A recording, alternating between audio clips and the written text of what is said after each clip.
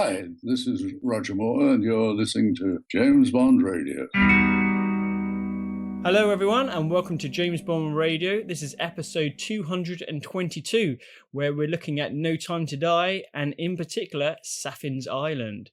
With me is my good bombastic Bond brother, Mr. Tom Sears. How you doing, buddy? I'm good, man. I'm glad you quoted Shaggy there, one of my 90s favourites there coming through in the JBR. Nice, and, Mr. And Bombastic. the fact he's actually got a song in the film as well, so there we go. And does he? Yeah, he's got a song in Money Up, I think it's called. Shut up. No. I've just learned this right now as you've told me. Is Seriously? he really on the score? Yeah. He's got a song, He's got a song in No Time to Die. I can't tell you how much that pleases me. I'm very happy with that. Beautiful. Yeah. Cool, man. So we're nearing the last bit of the film now, aren't we, man? So it's exciting times. The climax. Some people really like the climax, Chris. Some people, they really don't like it, do they? Are you talking about Bond now, or the yes. other? Yes. Right. Okay. Right. Yes, indeed, I am. Yes. Good. So man, we're heading balls towards deep. we're going balls deep in the dark bit of the film, man, where some people aren't sure of it. So before we get cracking, man, we have to salute a member of the Bond community, don't we? And that is no less certainly Mr. David Zaritsky over at the Bond Experience, man, because there I am scrolling in the morning and I see, here's my interview with Daniel Craig. And I was like, he's doing one of those funny things where he's like, I'm talking to Sean Connery or whatever. And it's just Paul Lally. I just assumed he was joking. And then I saw it was actually Daniel Craig. And I was like, you bastard. He's taken what I would deem almost the impossible and made it reality. And then, so I thought, okay, that's good. And then a couple of days later, it was Cary Fukunaga. And a couple of days after that, it was Barbara and Michael. And now if there is the impossible, I would have said that was it. Because I was fully of the belief that none of us in the Bond community would ever see Barbara on a podcast, and he's done it. So I sent him a little message and I said, I don't know who you are sleeping with at Eon Productions, mate, but carry on doing it because it's clearly working. So and also give us their number as well, because absolutely. Absolutely. Tommy Boy's up for it, only Tom. Yeah, I did wonder whether Daniel mentioned if he listens to JBR or not, but apparently he doesn't. So that's a we'll get him. We'll change that around, man. Yeah. Maybe he'll start listening now. He's not Bond anymore, and he's got some more free time. Yeah, who knows, man? Yeah, totally. So David Zaritsky, nice one. We salute you. That's good going. All right then, man. So shall we get cracking in the No Time to Die stakes? Yeah, definitely. So like we did at the start of last week, there are a few little bits and pieces that people have cropped up on the socials just about the film. Some things that we might not have mentioned. Obviously, there's so much to go through. We can't mention everything, but I thought I'd throw a few of those out and give a few people a shout out. Firstly, it was actually one of my own, which I forgot to mention. And I don't know if anyone else has noticed this. So I've told a few people, but on the MGM logo at the very start, it's really cool. So it sort of glosses over with saying arts for art's sake, which is, it's normally in Latin, but there's a bit where it glosses over to say, because I remember we did an episode where we were talking about that like ages and ages ago. And I didn't know if they do that with every MGM film that's new or if they've just done it for Bond. But I thought that was quite a cool little thing, which I noticed. Yeah, it morphs, doesn't it? It from one to the other. And I did notice that on the first time I saw it, but I didn't know whether I'd dreamt it or not. I wasn't quite sure whether whether something weird had happened. But yeah, that's a nice little touch. And similar to that, the Universal logo was silver because of obviously the 2025, 25th. Sort of Bond film, which was another thing pointed out. So I'm just going to give a shout out to a few people. So Geraldo Valero pointed out Vesper's grave, visiting Vesper's grave in Casino and Blofeld trying to kill him was like visiting Tracy's grave in Few Eyes Only, where Blofeld tries to kill him. That's very a nice little one. Darren noticed the club in Jamaica was called XXV, or Roman numerals for 25, which is another nice little one. And that Bond's yacht in Jamaica is called Happenstance. Now, that's very, very cool because in Fleming's novel Goldfinger, there's that line where he says, Mr. Bond, they have a saying in Chicago, once is happenstance, twice is coincidence, third time it's enemy action. So that's a really kind of subtly deep little nod there, and I like that. So well done, Darren, for spotting that. Ross Kearns, we mentioned about before a bit about mythology. He said that the 3 sort of vulture-like ball guys in Spectre meeting are similar to the old grey witches, who were 3 old sisters who shared one eye and one tooth between them, and whoever had the eye could sort of foresee the future a bit. And within the Greek mythology, the hero Perseus had to tell them about where these certain magical objects were that he needed to kill Medusa. So they've got the one eye, and I think that's a really cool link as well. Interesting. Yeah. There's lots of understuff. Understuff. Tommy. Understuff. That's an actual term. Going on, isn't there? I was very impressed with your diggings last time. There's hopefully a few more later on as well. Buki had a good one where Nomi, when she comes in to collect Obruchev or steal Obruchev, she says, "May I cut in?" Very Fiona Volpe from Thunderball. Very nice, Buki. James Carrier mentioned, with Q's, where has this been, to the sandbox with his USB. I think that's obviously a nod back to Skyfall, where he used Silver's laptop, plugged it into the MI6 network, and then obviously carnage happened. So nice one. Matt Robenheimer, this was a really cool one as well. He said one of the intriguing little nuggets was in the in the scene, where Madeline Swan is with Safin, and he mentions about the foxglove. Now, the poison extract from the foxglove is digitalis, which is the exact way that Bond was poisoned in Casino Royale. So that's a really cool little one, isn't it? There's a few people that spotted that, but I think Matt was the first one to mention it. Quite a few people were saying that the hair in Madeline's office, that Safin found the hair in her office and he didn't always have it. So, he's got the little cloth. Yeah. And that may be part of the reason why he went there. But obviously, I'm not sure on this one. I think it could be either way. The main reason he went there was to get her to kill Blofeld, basically.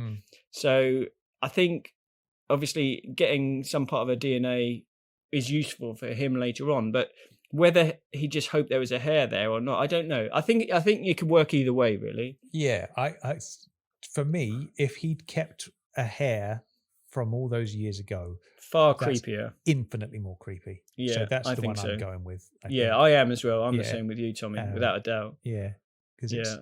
But hey, and people were saying, but he didn't know about Heracles then. But I don't think he needs to. He's just a creepoid. He'd keep it anyway, But anyway, and then the last little shout out is from someone called Tara Trixie, very cool name.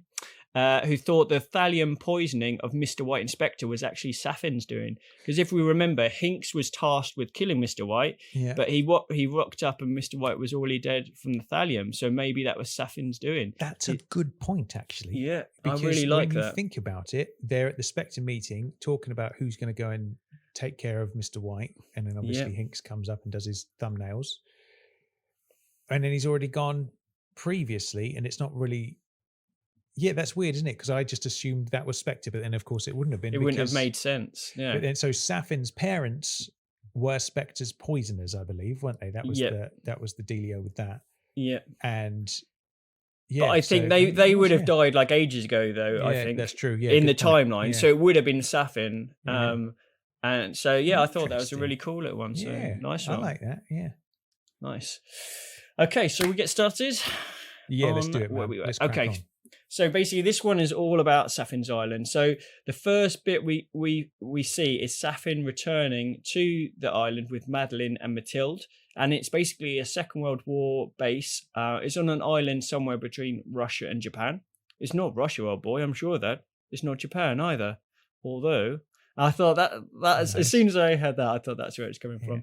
It's quite cool. Ralphie Babes did a bit of investigative work. He discovered that the island is actually one of the Kuril Islands, and in between Russia and Japan, of which there are 56, as well as many minor rocks as well. So very cool nice. little part. There, that's where it is. So Safin, he's got a lot of his workers, and he receives his insurance from a woman called Svetlana, who hands him this chained vial. Now we realise that it's holding sort of the Heracles nanobots that are programmed to attack Madeline's DNA, and it's his insurance. And then she says, "What sort of man are you sort of threatening a girl?" What do you think about that? I thought that was quite a cool little moment.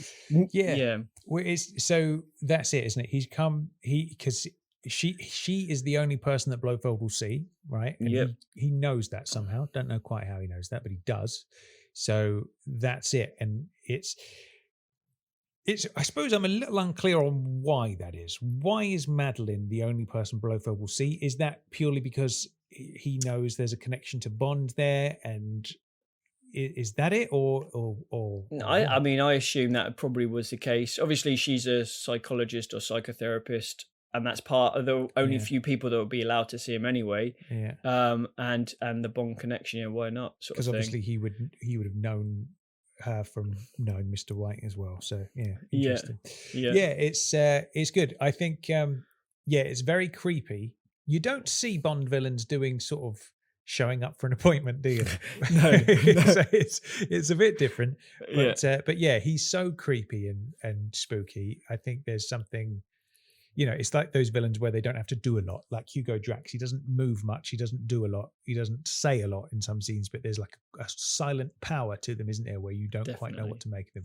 And I think this scene is a great example of really good, really good music as well. Like, it's really sort of ominous. It basically, Safin talks of Madeline bearing Bond's child. So this is, as an audience, if we didn't think the interaction when Bond first sees Matilda, this as an audience is when we first find out actually it is Bond's child. Yeah. It's not like obviously Madeline said it wasn't his. So this is when we definitely know that it is. And it's quite an interesting scene, this. So obviously Safin takes Matilda and he kind of proudly shows off his father's garden of death. As if, it's something to be, he takes her in between all the plants, and you can tell he's super proud of it. So I guess the first main question, the Garden of Death, obviously this is a huge thing. We mentioned it years and years ago. We'd love to have it back. So much to mine from You Only Live Twice novel. This is it, Tom. They've gone and done it. They've brought us the Garden of Death. Firstly, are you happy to see it? Secondly, what are your thoughts on it? Would you change it? Does it work? What do you think? Bit 50-50 on it, if I'm honest. I think I've always wanted to see Garden of Death, but I'm a bit underwhelmed by the Garden of Death that we got, if I'm honest. I think in my mind, when I view the Garden of Death, it's almost like Jurassic Park. Do you know what I mean? It's like you're wading through the undergrowth. Maybe it's a bit more well kept than that, like a landscaped garden, but it's a bit more like that. It's a bit more immersive. It's a lot bigger, that's for sure. And that's how I always kind of imagined it would be. This is more of like an ornamental sort of place where like a meditation garden, isn't it, really? Which that is obviously the vibe they're going for, because they've got all, like you see in the Japanese meditation gardens, don't you? Like they have the sand that's all kind of combed in those, you can see how that's been brushed and all the rest of it, and that's all in there. So I guess I'm like, oh great, that's cool. Fleming, always nice to see some Fleming on the screen, but I'm also a bit like, that wasn't the garden that I was looking for, I guess. Is my answer. What's your take on that?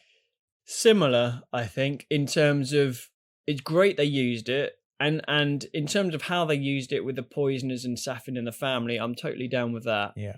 I was hoping for something definitely bigger. Like you said, it's kind of like the Zen garden sort of feel.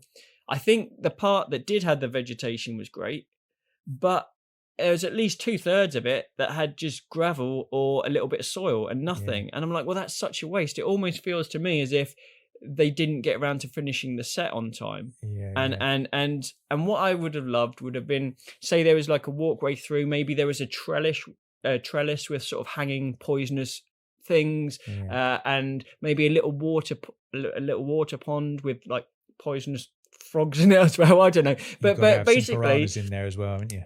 Just something that's a lot bigger. Like, if I get the idea with the gravel and the soil, but maybe keep that to like a fifth of the size of the garden, and just make the rest of it all full of vegetation and stuff like that. I don't know what. I can't quite believe I'm about to say what I'm about to say. Go on. But I'm going to say it. You kind of need something a little bit like the Eden Project, don't you? Oh, that's what you need. Yes, definitely. In fact, there is an actual poison garden in North England. I think it's Aldwych, and I remember looking into that and reading about that when we were sort of talking about the Garden of Death, and that's got loads of poisonous plants, and like the gardeners have to wear special gloves when they go in, sometimes stuff to cover their faces. The Alnwick Garden, Poison Garden. Oh. And look that, and it looks this great. This is what I'm looking for in a poison exactly. garden. Yeah. It looks brilliant, doesn't it? And it's got all these sort of some plants behind cages almost, and like just vegetation everywhere, but lots of interesting looking things. And that's kind of what I had in mind. See if you can bring it up. See if you can bring it up to the camera. Here, look at that. Can you see that? Yes. Exactly, and exactly the poison garden with the death signs on it and everything like that. See, if I was to look at you got these like tunnels and stuff. That's like exactly what I was thinking. Some sort of tunneling things and see, for me, trellises. The poison garden that sets off a whole host of thoughts and images and stuff like that in my mind. Do you know what I mean? When just that name. Whereas, that is. It looks like it doesn't look the dangerous. Poison window box or something. So I'd say. I think Brian Dobson called that, didn't he? Yeah, the poison window box. It looks too friendly and nice. I want to chill out in Safin's poison garden with a deck chair and a book with a cup of tea. I'm not scared of it. Do you know what I mean? Even though I'm meant to be. I wanted something different from that, if I'm honest. Yeah. There's another idea that I thought might be quite cool, which we kind of see in the old school Bond villains sometimes, is maybe to show how, the devastating effects of some of them. Maybe he could get one of his minions who are loyal to potentially crush a plant in their hand or do something which then you can see them suffering and die, but they'll do it because they're loyal to him. And you're seeing the power of the garden, you're seeing the power of Safin, and you're seeing the loyalty of the minions. And I think that might work. What do you think? Your old school Bond villain would have definitely pulled that move, wouldn't he? Yeah. He'd have got two of his minions together, or he'd have stood maybe Madeline next to one of his minions. And then at the last minute, you'd think he's going to kill Madeline, and at the last minute, you'd get the other dude would drop. That's the classic Bond villain move, isn't it? Yeah, something along those lines. Yeah. But so for me, Poison Garden, man, missed opportunity. Bit disappointed because we're probably not going to get a proper version in my book now because it's already been done. This is it. Is it a missed opportunity? Great that it's been used. It's a bit like my thoughts on this Blofeld, really. Great that and Spectre. Great that they brought the organisation back. Great they brought Blofeld back. Yeah. But it is a bit of a missed opportunity in terms of we don't want to see him for just 2 films and that's it. We wanted to have a full-on proper backstory. Proper saga. Exactly, a proper saga. So I feel a bit the same. Like, I do like it. And even if it was in this style, but covered up more the ground, I would have preferred it. The fact it's got so much gravel without anything on it, and I know, and I think there's a thing I'm going to read out in a bit which might explain a bit of it, but really I think it needed to be a bit more for me. Yeah. But there we go. So again, anyone listening, it'd be great to hear your thoughts. Do you think the Garden of Death was how you envisioned, and if so, or if not, do you think it worked, and would you change it in any way? It'd be great to hear everyone's thoughts on that. Yeah. So we see Safin. He's carrying Mathilde. First of all, he takes her away from Madeline, which obviously Madeline freaks out about, and he takes Mathilde through the garden, and he stops by this particular plant, and you just see Mathilde's little hand reaching out, and Madeline yells at her, "Don't touch it!" And basically, Safin says that this plant will make you behave like your mother has to. Which is this is what we want to know. We want to know what these plants are. Yeah. And this bit I really like. And he orders Madeline to be taken away, and Madeline tells Mathilde not to. He orders Madeline to be taken away, and then Safin tells Mathilde not to worry, as she has him. Now this is quite interesting. So it's almost like he wants to be a father figure to Mathilde, and I think there's definitely an element of that in terms of this family. He hasn't got a family.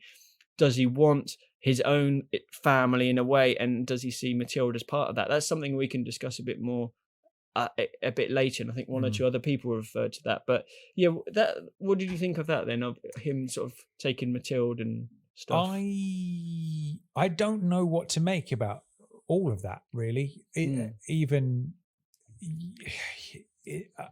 So I listened to the Empire Magazine podcast last week, and they've got interview with Daniel on there, and various and Rami obviously, and they're chatting about it. And Rami said that he there are parts of the. I see. I don't. So okay, here's a question for you. Yeah. Now you've seen the film, have you gone back and watched everything? Like, did you watch the Jamaican title? Not that it was a title, but the Jamaican press conference and all that. Have you seen all that? No, kind of stuff? I've only seen I've seen a couple of interviews. I haven't even seen Becoming Bond yet. I was Okay. going to plan to see it. It's basically this over the next few days, but I haven't sort of delved into everything yet. No worries. So the Jamaican press conference was this weird thing where nobody seemed to know what they were doing. Like every question being asked to each of the actors, they were kind of like, well, I guess I'm going to be a character of some description. And loads of us came away from that being like, I'm really worried about the new Bond film because had they finished filming at that point? I don't believe they'd even started. That was literally the first press conference to reveal what the film was going to be and who was going to be in it. And you probably remember Michael G said that they didn't have a title yet, and it wasn't the first time that they'd released a film without a title. They usually don't have a title. And we were like, hold on a minute, you always have a title. What's going on? Yeah. So there was all sorts of confusion over that. But yeah, they asked Anna de Armas what they can expect from her character, and she's literally like, yeah, it's going to be great, and didn't know anything about it. So my worry is that my question is, I suppose, is when you listen to Rami Malek on the Empire podcast, he's doing a lot of spiel about how Safin is this mysterious character and you're not supposed to really know what motivates him and where he's coming from, and that's part of the mystique of the character and all this kind of stuff, and how he himself doesn't even know what those motivations are a lot of the time.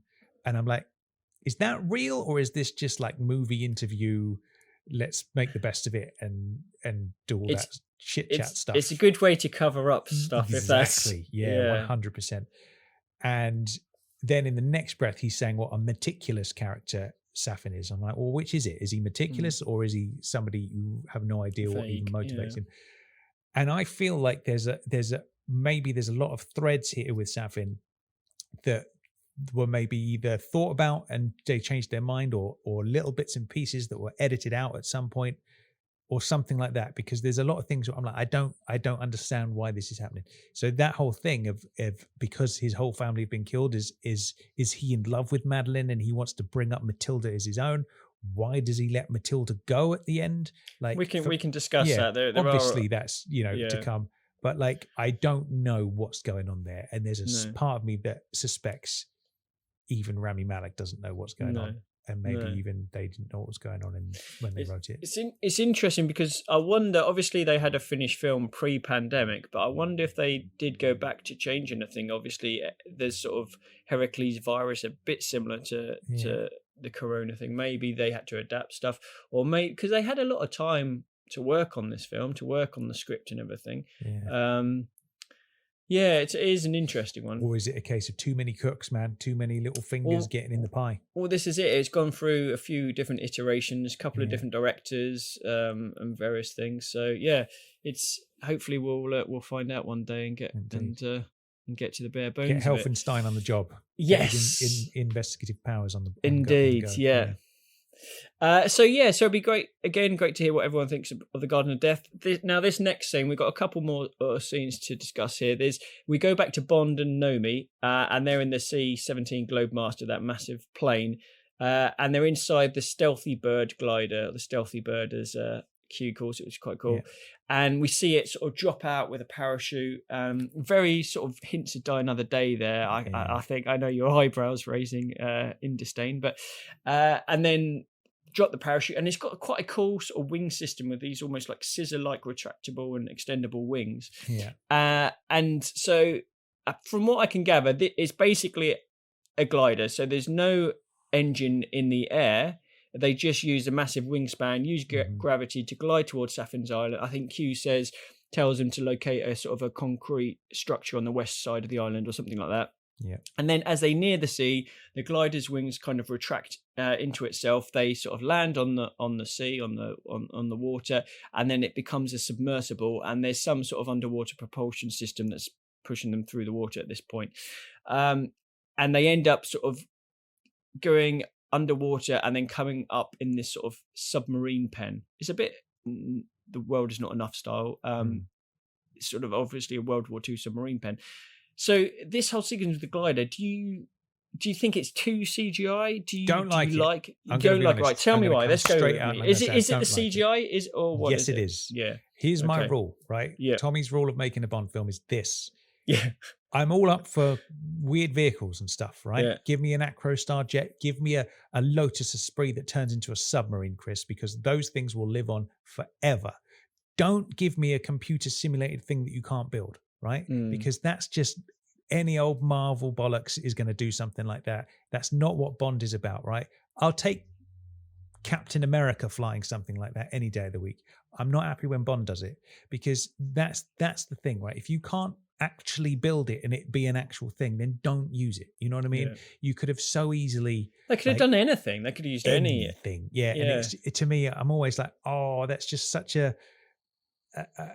easy way of doing it. Oh, we'll just cook something up on a computer and boom. And it's, to me, that whole sequence where you see it and it unfolds and the wings come out and then it becomes a submersible, none of that's cool. The idea of it's cool, but none of it's cool because it's not actually a thing, right? What makes the Esprit so fucking cool? Obviously, it's not really a submarine from a car, but it's like you build those things and those things are real physical objects, and the execution of it is perfection. Driving off that jetty, can you swim?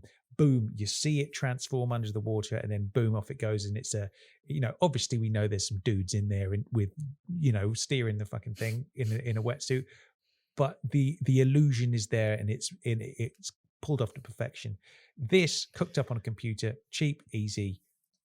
I'm not excited about it because it's not real. Had they come up with something cool and real, like the Lotus Esprit that turns into a submarine, we're still talking about that 50 years on. Do you know what I mean? So because do you think cool. they should have dropped out of the plane in a Lotus Esprit? Yes, and I do, dropped Chris. down. One more throwback for old times, man. Let's do it. Yeah. I don't know what it is. For me, I feel like anything. I'd have preferred a halo jump again, because that's real and that's cool. And I know Tom Cruise did a bit of that recently, didn't he? But it's something that's actually real that I can get my teeth into rather than a computer simulation. Because I tell you this for sure, we will not be talking about this weird scissor bird glider submarine thing in 30 years' time. No, not no. Yeah.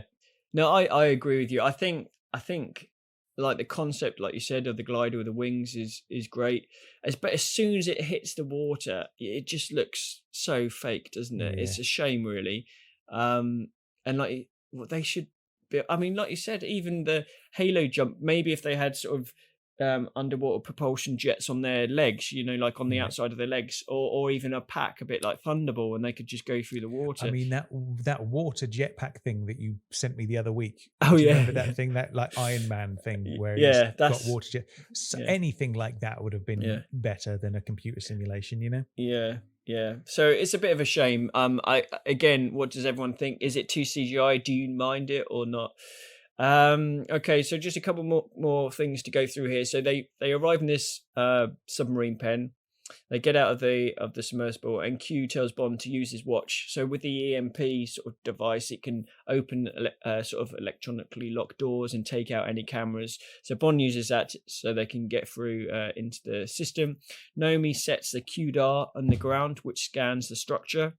Mm-hmm. So now Q can track them as they move via the smart blood.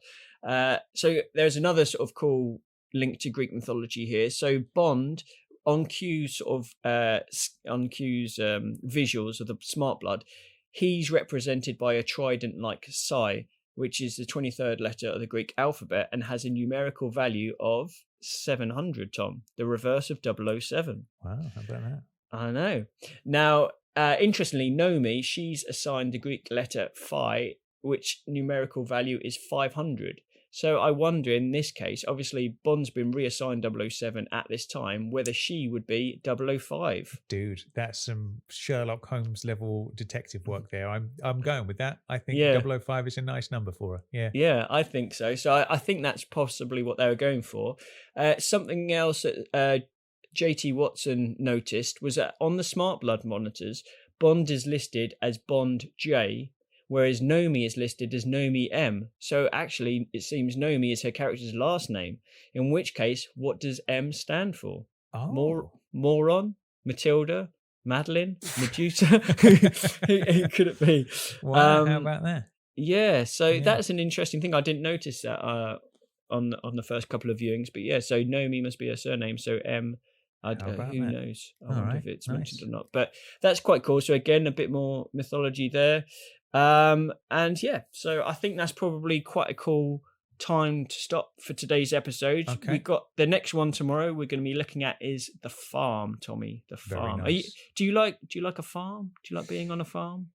I can't say it's my favorite place to be, but they're very important parts of our lives, aren't they? They grow food for us, and that's a wonderful thing. So I'm a big fan of farms, even though I don't spend a lot of time there. They usually stink, and I don't like being around places that stink. So you don't? No. Okay. Right. I have to remember that one. That's for me. But yeah, good investigative work today, Chris. I'm very impressed with that, and yeah, I'm curious to see how people. Because I tell you what, man, if there's one thing for sure about this film is it's a divider, isn't it? Yes, completely. You and I both weren't sure on our first viewing. Second viewing for both of us changed, and it seems to be that for a lot of people. But equally, there are a lot of people who still don't like it after the second one and third and fourth viewing or whatever, and all that kind of stuff. So I tell you, man, 90-second review episode is going to be a fascinating listen this time. Amazing. And there are quite a lot who watched it once and swear never to watch it again for the rest of their lives. Yeah. which is sad, because it could.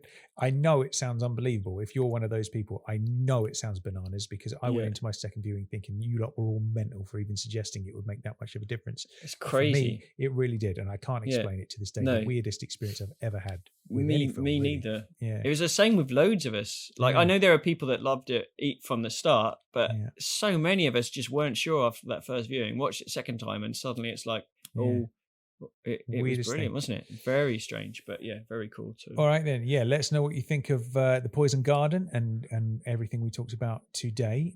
Hopefully, well, obviously next week we will be doing our 90-second review, so don't send them in quite yet. We will sound the alarm when it's time to send in your 90-second reviews, but start thinking about what you're going to say.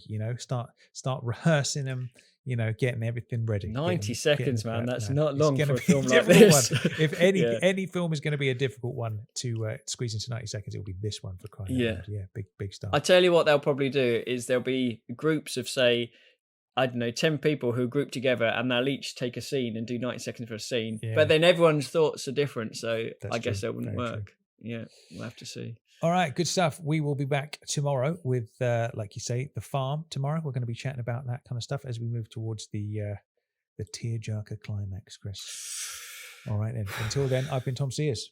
I've been Chris Wright. And we'll be back in the morning, everybody. We will, and we'll see you then. Bye. Hope you enjoyed the show. Good night.